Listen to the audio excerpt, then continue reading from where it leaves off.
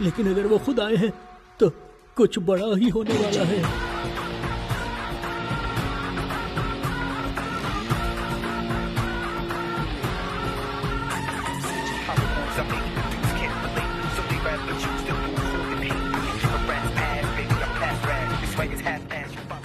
ಅವನ ಹೆಸರು ದಳವಾಯಿ. ಎಲ್ಲರೂ ಅವ್ರನ್ನ ದೊಡ್ಡವರು ಅಂತ ಕರೀತಾ ಇದ್ರು.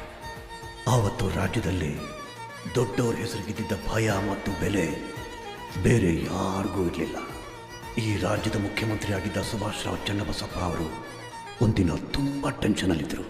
ಯಾಕಂದರೆ ಅವರ ಮಗ ಒಂದು ಆದಿವಾಸಿ ಹುಡುಗಿನ ಅತ್ಯಾಚಾರ ಮಾಡಿ ಅವಳನ್ನ ತುಂಡು ತುಂಡಾಗಿ ಕತ್ತರಿಸಿ ಕಾಡಲ್ಲಿ ಬಿಸಾಕಿದ್ದ.